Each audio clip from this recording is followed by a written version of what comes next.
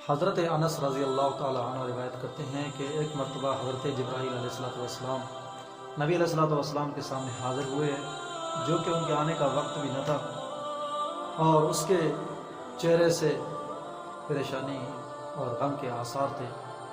آپ علیہ السلام نے آنے کی وجہ دریافت پوچھی اور یہ بھی پوچھا کہ تمہارے چہرے پر پریشانی کے آثار ہیں، آخر کیا معاملہ ہے، کون سی ایسی بات ہے؟ حضرت جبرائیل نے بتایا، یا رسول اللہ صلی اللہ علیہ وسلم، اللہ رب العالمین نے ہمیں حکم صادر فرمایا ہے کہ جہنم کی آگ کو بھڑکاؤ۔ آپ نے پوچھا بتاؤ جہنم اور اس کی آگ کے بارے میں کچھ تفصیلات۔ تو حضرت جبرائیل نے بتایا، یا رسول اللہ صلی اللہ علیہ وسلم، اللہ رب العالمین نے 1000 سال تک حکم دیا کہ جہنم کی آگ کو بھڑکاؤ، حتیٰ کہ وہ بھڑکتے بھڑکتے بالکل ہی سرخ ہو گئی۔ پھر دوسری مرتبہ اللہ رب العالمین نے حکم فرمایا کہ پھر جہنم کی آگ کو بھڑکاؤ۔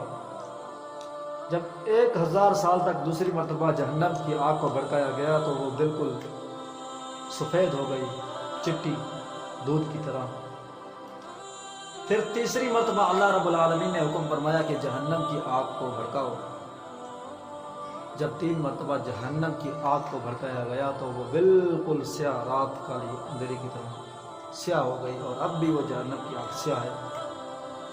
آپ نے فرمایا اور کچھ زیادہ تفصیلات اس کے بارے میں بتاؤ۔ تو حضرت جبرائیل نے عرض کیا کہ قسم ہے مجھے اس ذات کی جس نے آپ کو حق والا نبی بنا کر بھیجا ہے، جہنم اور اس کی آگ برحق ہے، اور جہنمیوں کو جو جہنم کے اندر لباس پہنایا جائے گا، اگر اس جہنمیوں کے لباس کا ایک چھوٹا سا کپڑے کا ٹکڑا آسمان کے اندر لٹکایا جائے تو پھر اس کی تپش کی وجہ سے، اس کی گرمی کی وجہ سے ساری زمین کی مخلوقات جتنی بھی ہے وہ ساری ختم ہو جائے، یعنی اتنی اس کی گرمائش ہوگی، اتنی اس کی بدبو ہوگی کہ ساری زمین و آسمان کے جاندار بھی ختم ہو جائے۔ اتنا زیادہ جہنم خطرناک کتنا ہوگا بھائی؟ اس کے کپڑا جو جہنمیوں کو پہنا جائے گا تو وہ اتنا گرم ہوگا۔ اور حضرت جبرائیل نے یہ بھی بتایا کہ اگر کوئی جہنمیوں کا جو زنجیر ان کو پہنایا جائے گا، چھوٹا سا اس کا 1 فٹ کا ٹکڑا پہاڑ پر رکھ دیا جائے تو اس زنجیر کی اتنی تپش ہوگی وہ پہاڑ بھی پگھل جائے گا۔ پہاڑ تو اور چیزیں، زمین بھی اس کی تپش کی وجہ سے پگھلتے وہ پانی کی زمین کے آخری نیچے تہہ میں پہنچ جائے گا۔ اتنا زیادہ خطرناک قسم کا عذاب ہے جہنمیوں کے لیے۔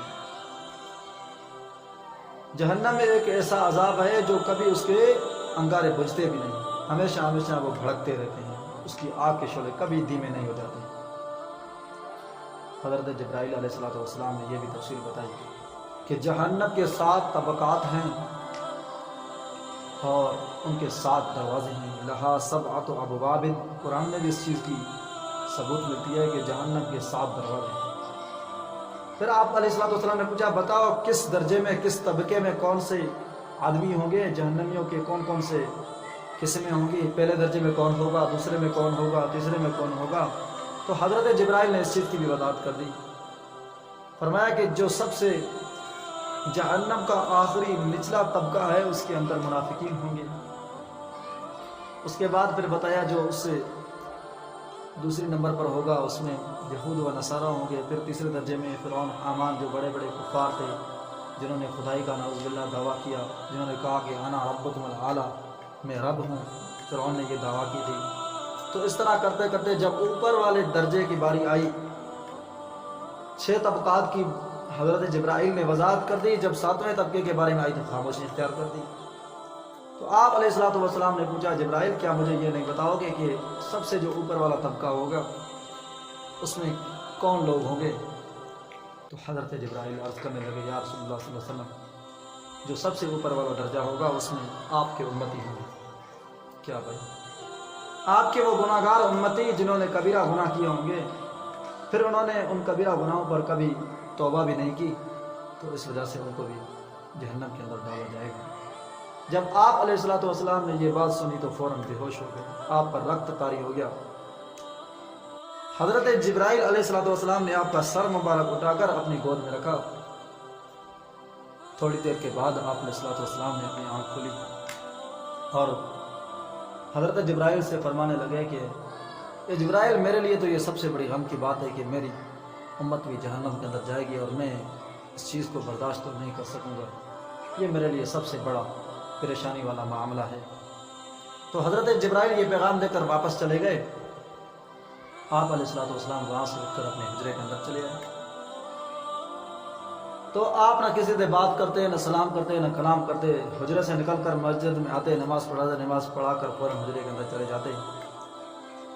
آخرکار آپ کے صحابہ اکرام رضوان اللہ اجمعین تھے، انہوں نے اس چیز کو محسوس کیا، آخر کون سی ایسی بات ہے کہ آپ علیہ الصلوۃ والسلام ہم سے نہ ملتے ہیں، نہ جلتے ہیں، نہ بات کرتے ہیں، کوئی ایسی وحی نازل ہو گئی ہے یا ہم سے کوئی ایسی غلطی سرزد ہو گئی ہے جس کی وجہ سے آپ علیہ الصلوۃ والسلام ہمارے ساتھ ہم کلامی نہیں ہوتے۔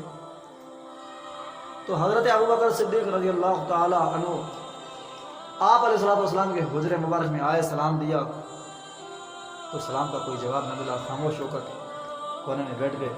اس کے بعد دوسرے صحابی حضرت عمر رضی اللہ تعالی عنہ آئے، انہوں نے بھی سلام دیا، کوئی جواب نہ ملا، وہ بھی بیٹھ گئے خاموش ہو کر۔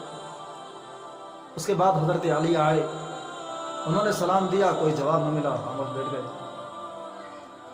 پھر حضرت فاطمہ رضی اللہ تعالی عنہ آئی، انہوں نے سلام دیا اور آ کر عرض کیا، ابا جان ایسی کیا بات ہے کہ 3 دن ہو گئے ہیں آپ کے چہرے مبارک سے پریشانی کے آثار ہیں، غم کے آثار ہیں، کون سی ایسی تکلیف پہنچی ہے یا کوئی ایسا اللہ کا پیغام آیا ہے جس کی وجہ سے آپ پر یہ پریشانی کے اثرات ہیں؟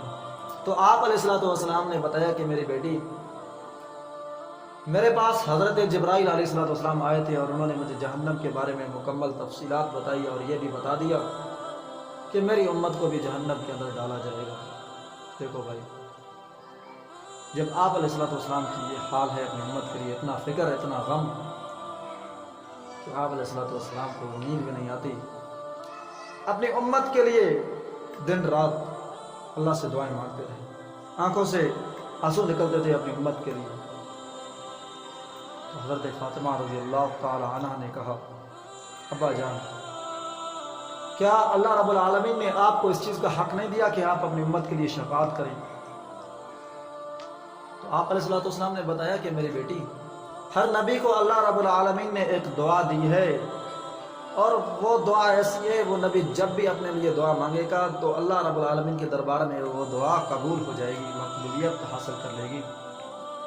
ہر نبی نے اپنے لیے وہ دنیا میں دعا مانگ لی، لیکن میں نے اپنی اس دعا کو دنیا کے اندر اللہ رب العالمین سے نہیں مانگا، میں نے اس دعا کو قیامت کے دن کے لیے رکھا ہوا ہے کہ جب میرے گناہ گار امتی اللہ رب العالمین کے سامنے حاضر ہوں گے تو اس وقت میں اللہ سے یہ دعا مانگوں گا کہ ان کی مغفرت ہو جائے، ان کی بخشش ہو جائے، تو یہ دعا میں ادھر استعمال کروں گا۔ تو بھائی کتنا شفیق نبی ہے ہمارے لیے۔ آج اس امت کا کیا حال ہے اس نبی کے بارے میں؟ ہم نے تو اس حد تک اپنے آپ کو دین سے دور کر دیا ہے، نہ ہماری شکل نبی علیہ الصلوۃ والسلام کے طور طریقے والی ہے، نہ عقل نبی علیہ الصلوۃ والسلام والی ہے، نہ طور طریقہ ہمارا نبی علیہ الصلوۃ والسلام والا ہے۔